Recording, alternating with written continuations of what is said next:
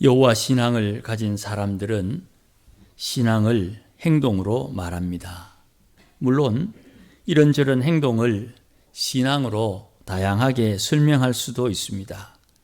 그러나 신앙을 이야기할 때에 전체를 아우르는 표현은 여호와를 경외한다, 이렇게 표현할 수 있습니다. 그러니 우리 신앙은 여호와를 경외하는 신앙, 여호와를 경외하는 자세, 이렇게 표현할 수가 있습니다. 이 경외라는 말은 자주 쓰는 말이 아니고 특별히 기독교에서 많이 사용하는 말입니다. 뜻은 존경하면서 두려워한다, 그런 뜻입니다. 존경심도 생기고 두려움도 드는데, 이런 자세는 좀 대단한 분들을 만나면 권세가 있거나 위세가 있거나 또 대단한 부자거나 이런 사람들을 만나면 나도 모르게 존경심도 가지고 또 두려워하는 마음은 아니라도 조심스러운 마음은 누구나 다 가지게 되는 것입니다. 그런데 왜 존경하고 두려워하는지 그 배경을 심리학적이나 문화적이나 사회적인 것으로 살피는 것도 참 흥미롭겠다 싶은 마음이 듭니다. 그러나 우리는 지금 신앙을 염두에 두기 때문에 성경에 나타난 인물들 혹은 사건들을 통해서 하나님 경외하는 법을 살피는 것이 좋을 것 같습니다. 그래서 성경을 여기저기 좀 묵상하면서 몇 구절 찾아봤습니다. 사람들이 말하기를 참 지혜를 얻거나 참 지식을 받기 위해서는 하나님을 경외하는 자세가 필요하다, 그렇게 성경이 말씀합니다. 잠언 1장 7절, 우리가 잘 아는 말씀이지요. 여호와를 경외하는 것이 지식의 근본이다. 지식을 받으려면 여호와를 경외하는 자세가 우리에게 필요하다 하는 말씀입니다. 시편 111편 10절 말씀에도 여호와를 경외함이 지혜의 근본이다, 이렇게 말씀을 합니다. 그러니 지식을 추구하거나 지혜를 추구하는 사람들은 여호와를 경외하는 자세가 근본적으로 필요하다, 이렇게 성경은 언급을 합니다. 그러니 이 지혜를 받고 지식을 추구하는 이가 여호와를 경외하는 자세를 가지고 싶은데, 이것은 시편 111편 10절 말씀에 부연 설명하기를 그의 계명을 지키는 자는 다 훌륭한 지각을 가진 사람이다, 그렇게 또 언급을 해 두었습니다. 하나님의 계명을 지키는 것이 하나님 경외하는 법의 필수적이라는 말씀이지요. 연이어서 말씀하기를 욥기 28장 28절 말씀에 하나님께서 말씀합니다. 보라, 주를 경외함이 지혜요 악을 떠남이 명철이니라. 언젠가 우리가 잠언을 살필 때에 지혜, 명철, 총명, 지식, 이 네 가지 단어가 아주 중요하다, 그렇게 말씀을 드렸지요.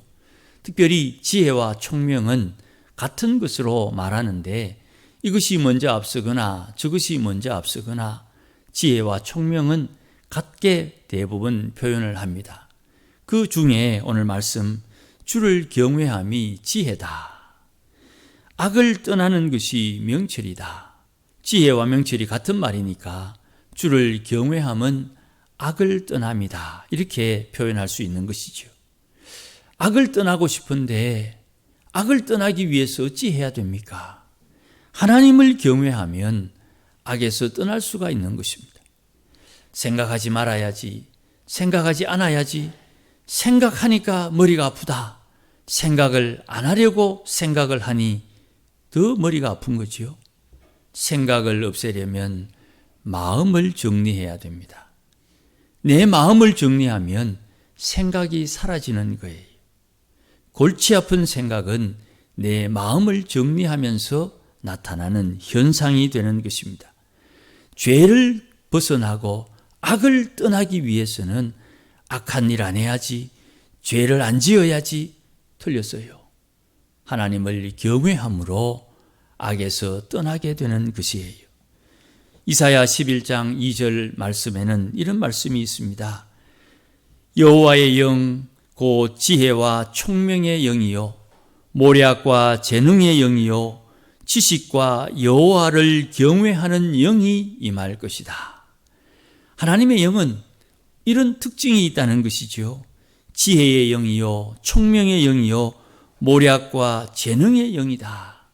그 하나님의 영이 하나님을 경외하는 영이다. 이렇게 표현하는 거로 봐서 하나님을 경외하는 것은 하나님의 도움을 받아야 되는데 그 성령께서 하나님의 영이 임해야 되겠다 하는 말씀을 오늘 이 말씀을 통해서 깨닫습니다. 여호와를 경외하는 영이 임하게 되면 이사야 11장 3절에 여호와를 경외함으로 즐거움을 삼는다. 이렇게 또 표현을 해두었어요. 우리가 잘 아는 대로 복 있는 사람은 주야로 여호와의 율법을 묵상하는 사람이다. 그렇게 말씀한 시편의 말씀을 기억하지 않습니까? 하나님의 영이 임하면 하나님을 경외하는 것이 즐거움이 된다. 이렇게 말씀을 합니다. 또 이사야 33장 6절 말씀에 너의 시대에 평안함이 있으며 구원과 지혜와 지식이 풍성할 것인데 왜냐하면 여호와를 경외함이 너의 보배가 된다. 이런 말씀도 있어요. 하나님을 경외함이 내 보배, 내 재산 혹은 내 소중한 재물이 된다면 너 시대에 평안함과 구원과 지혜와 지식이 풍성하게 될 것이다. 그렇게 말씀을 해 주세요.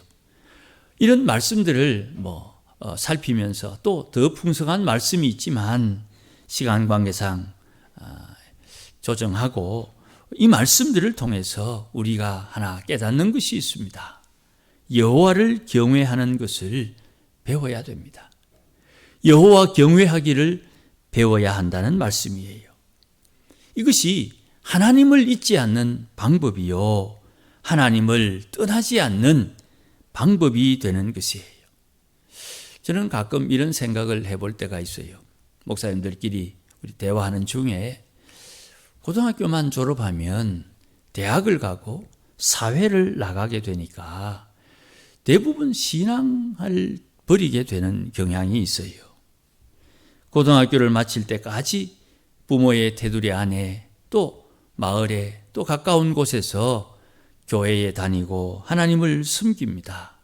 주일학교를 다니면서 신앙을 배우게 되는데 대학을 가고 생활이 좀 자유롭고 또 때로는 집을 떠나 먼 곳으로 유학을 가게 되면 신앙생활을 멀리하는 자녀들을 종종 만나게 돼요.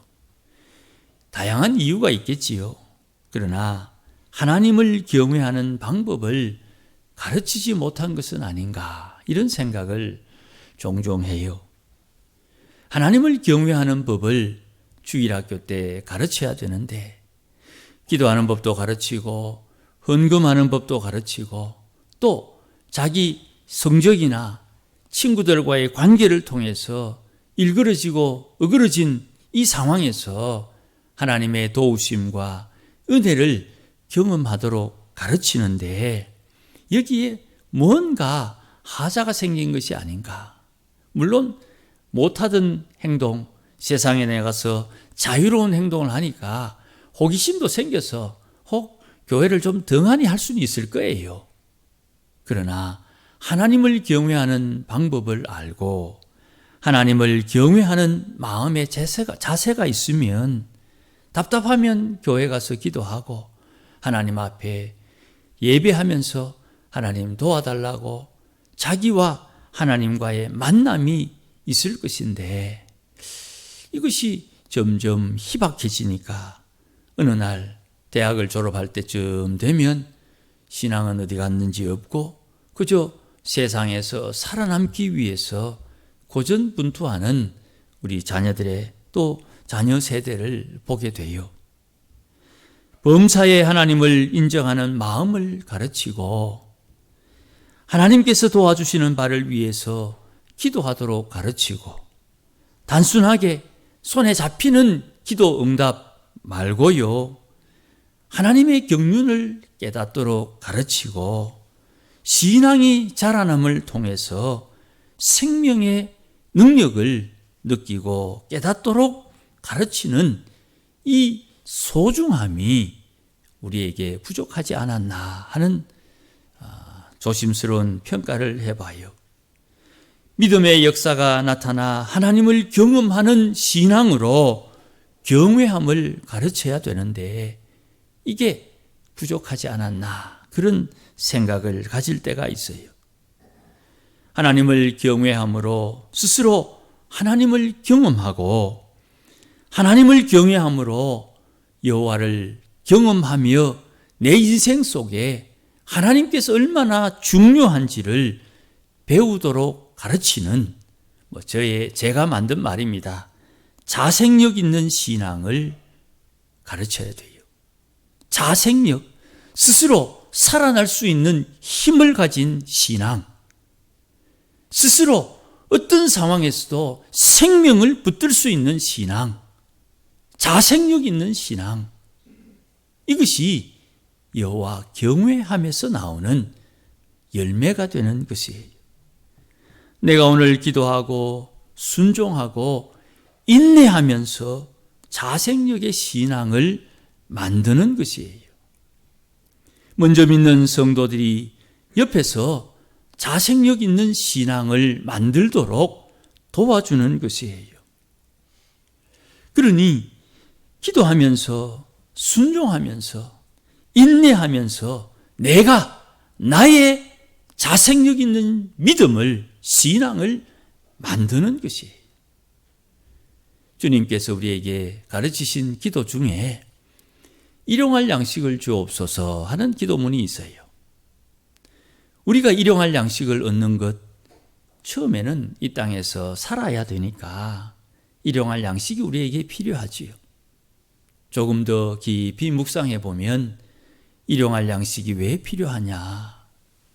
그 신령한 양식을 먹음으로 내 신앙과 믿음이 자라기 위해서 우리에게 일용할 양식이 필요한 거예요.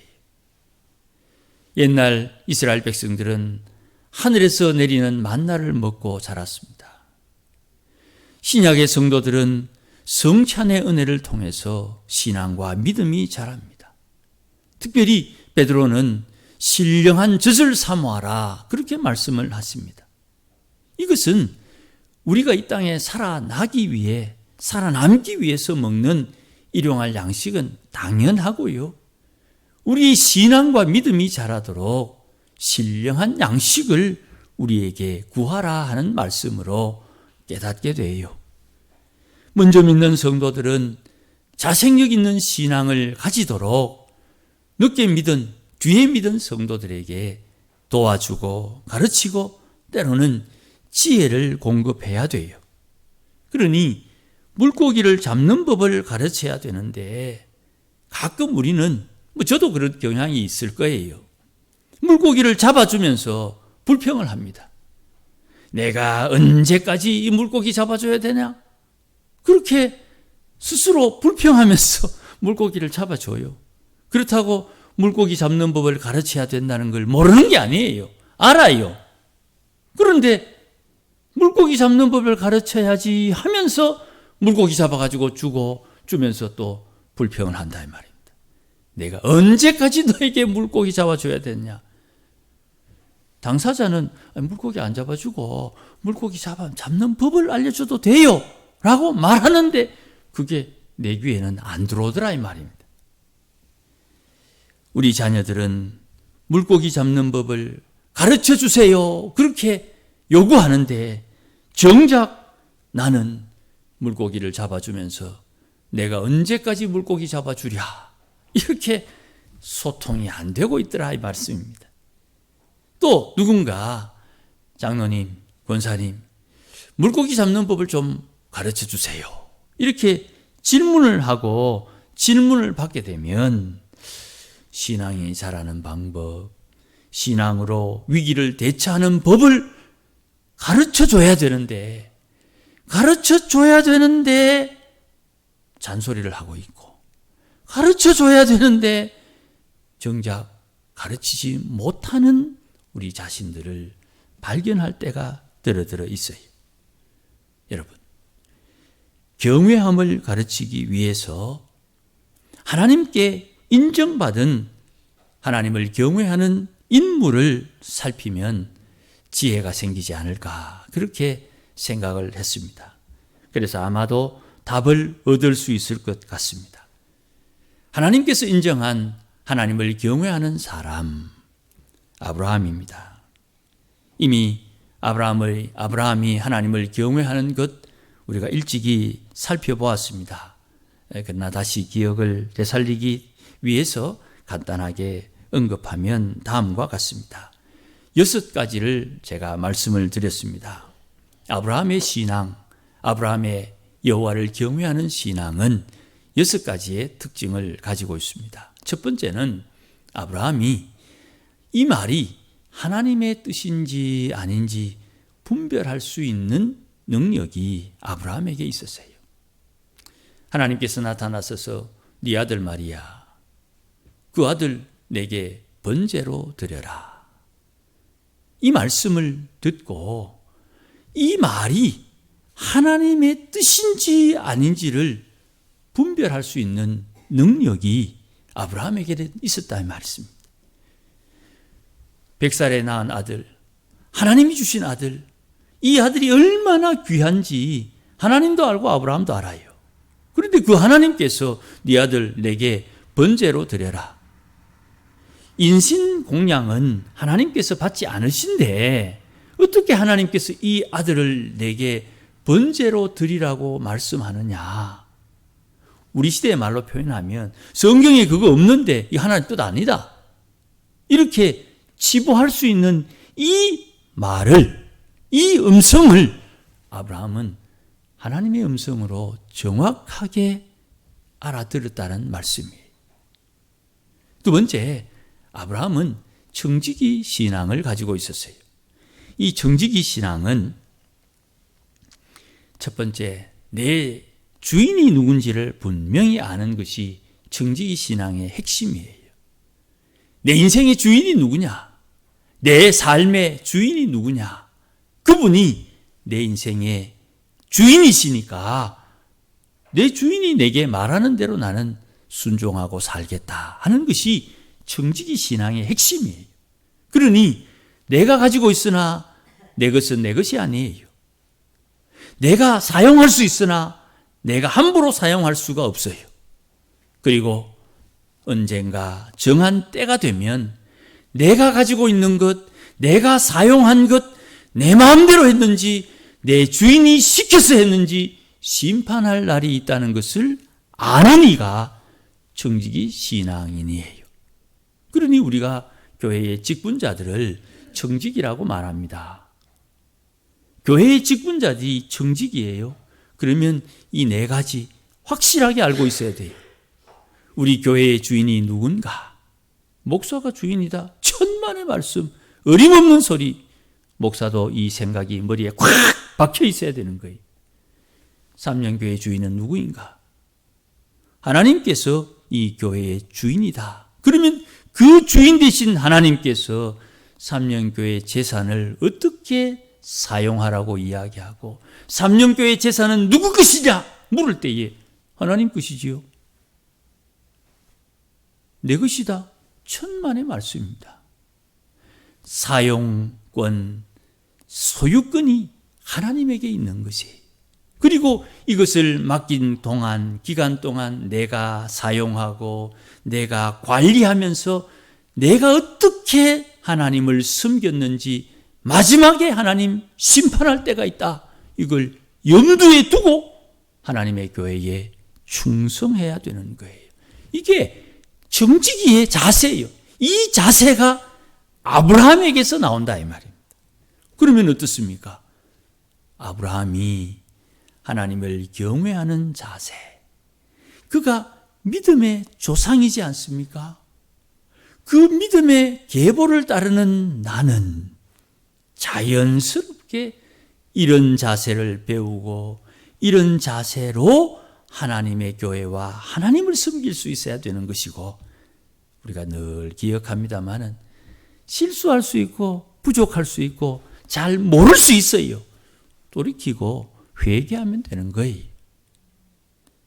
여기에 하나님 경외하는 법을 배우는 것이에요. 또 하나, 하나님께서 지시하실 때에 아브라함이 하나님 지시함대로 순종하기 위해서 준비를 했어요. 번제로 드리기 위해서 불도 준비하고요, 장작도 준비하고요, 이놈이 왜 이럽니까 하고 나댈까 싶어서 묶을 끈도 준비하고요, 이를 하나님 앞에 번제로 드리기 위해서 칼도 준비해요. 그러니 하나님께서 지시하실 때에 그 지시하심을 따라 순종할 수 있도록 준비하는 것도 하나님 앞에 경외하는 자세가 되는 거예요. 그러니 우리는 하나님께서 번뜩이는 아이디어, 영감을 탁 주시면 영감 받았다, 이제 하자. 자기는 영감을 받았지만 주위에 있는 분들은 너무나도 갑작스러운 일이니까 그 일을 갑작스럽게 감당하려면 힘들지요. 물론 시간이 급하게 필요한 것이 있기는 하지만 대체적으로 준비하는 기간이 필요하고 준비가 필요한 것이죠. 하나님께서 우리 교회에 부흥의 역사를 일으켜 주실 때에 그 부흥의 역사를 감당할 수 있을 만큼 준비함이 우리에게 필요한 거예요. 새 사람이 왔을 때에 그 새 사람을 어떻게 대할지, 또 그분들이 우리 교회에 잘 정착할 수 있도록 준비하는 마음의 자세도 필요하고, 또 환경의 준비도 필요하고, 여러 가지 때에 맞추어 필요한 것이 있을 거예요. 그러니 하나님을 경외하는 자세는 이처럼 하나님의 뜻을 알고 하나님 앞에 청지기의 신앙을 가지고 주 옆에 순종하는 자세, 준비할 것이 무엇인지를 잘 살펴야 돼요. 그리고 주님이 지시한 대로 순종할 수 있는 믿음, 주님이 시킨 대로 순종할 수 있는 신앙의 행실이 우리에게 필요한 것이에요. 그러니 아브라함이 하나님께서 시킨 대로 다 하고 마지막 이삭을 하나님 앞에 번제로 드리기 위해서 피 흘리려고 칼에 손을 들고 그를 죽이려 할 때 하늘에서 난리가 난 거예요.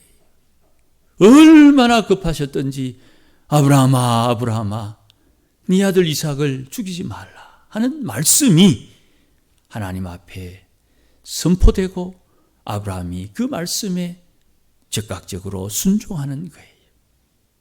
그리고 돌아보니까 뿌리 나무에 걸린 염소 한 마리가 있더라.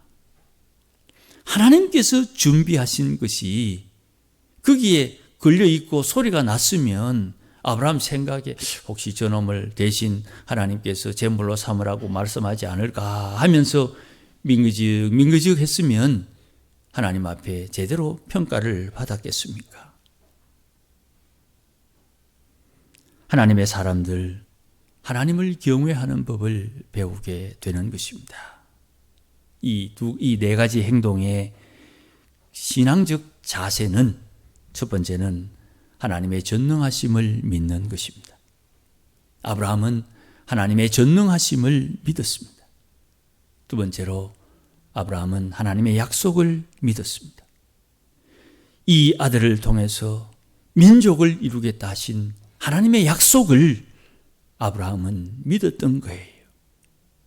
그러니 로마서에서 아브라함의 이 행위를 평가하기를 저가 하나님 앞에 드린 바 되고 번제로 죽여 드린 바 되고 도로 받은 바 되었다. 죽음과 부활에 대한 이야기를 바울이 언급해 주는 것을 우리가 한 번 더 발견하게 됩니다. 그러니 신앙인들은 하나님을 경외하는 신앙으로 주를 섬겨야 되는 것이에요. 자, 오늘 본문의 말씀을 한 번 더 살핍니다. 이스라엘 백성들이 가나안 땅에 들어가기 전에 모세가 저들에게 언급하는 내용입니다. 하나님의 율법을 적어가지고 레위 자손들과 장로들에게 이 율법을 주면서 7년 면제년 때마다 초막절에, 우리말로 하면 추수감사절 즈음에 초막절에 하나님께서 정하신 곳, 이는 성막이 있는 곳입니다. 그곳에서 모여 하나님의 율법을 들으라. 그 율법 들어가 어찌 되는 겁니까? 너희는 물론이고 너희 자손들 대대로 하나님 경외하기를 배우게 할지라 하는 말씀을 오늘 우리에게 들려주는 것이에요.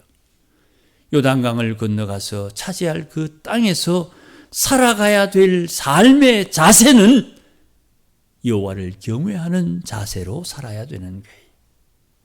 우리가 지금 새벽에 사사기를 살피고 있습니다마는 그 땅을 건너가 정복은 했는데 여호와 경외하는 법을 배우지 못해가지고 하나님을 버리고 하나님을 떠나고 하나님을 잊어버리는 저들에게 전쟁의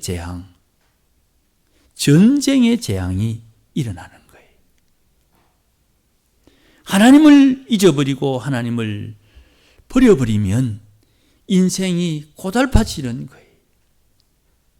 하나님을 경외하는 것이 내 삶의 보배다 하는 이에게 하나님께서 평안함을 주신다고 말씀하셨듯이 우리가 하나님을 경외하는 자세로 살고 또 좀 모자라도 하나님 경외하는 법을 배우며 사는 이들에게는 고비를 넘기고 위기를 피할 수 있는 하나님의 은혜가 때에 맞추어 우리에게 공급되게 되어 있는 것이에요. 사랑하는 여러분, 하나님을 경외하는 삶을 삽시다. 하나님을 경외하는 법을 배우고 하나님 경외하는 법을 우리 자녀들에게 물려줘야 되는 것이에요. 지금은 늦었다 그런 생각이 들 수도 있습니다만은 하나님 말씀에 늦은 바는 없어요. 하나님께서 약속하신 것을 따라 돌이키면 언제든지 우리에게 넉넉한 은혜를 공급해 주시는 것입니다. 물론 이제까지 살다 온 그런 삶의 모양이 있으니까 돌이키기가 쉽지 않겠지요. 그러나 그건 우리가 감당해야 될 몫이니까 인내하면서 하나님을 경외하는 법을 배우고 가르치고 하나님 예비하신 하늘의 은혜와 복을 누리는 우리 모두가 되기를 주의 이름으로 축복합니다. 기도하십시다. 하나님 아버지 고맙습니다. 하나님을 경외하는 하나님의 백성들이 되게 하시고 우리 신앙의 개혁이 하나님을 경외하는 신앙으로 다시금 회복될 수 있도록 은혜와 복을 다하여 주시옵소서. 날마다 깨우쳐 주시고 성령님 함께하여 주셔서 거룩한 길을 가게 하시고 거룩한 삶을 살도록 인도하여 주소서. 하나님 예비하신 하늘의 복과 땅의 기름진 복을 누리는 하나님을 경외하는 삶을 살도록 역사하여 주시옵소서. 예수님의 이름으로 기도하옵나이다. 아멘. 이제는 우리 주 예수 그리스도의 크신 은혜와 하나님 아버지의 극진하신 사랑과 지혜의 영이요 지식의 영이요 모략의 영이요 여호와 경외하기를 가르치는 성령의 충만하심이 오늘도 하나님 앞에 경외함을 배우며 살고 하나님을 경외하며 살기를 다짐하는 모든 믿음의 권속들 심령 위에, 가정 위에, 일터 위에, 자녀들 위에, 우리 교회 위에 이제로 영원토록 함께 계실지어다. 아멘.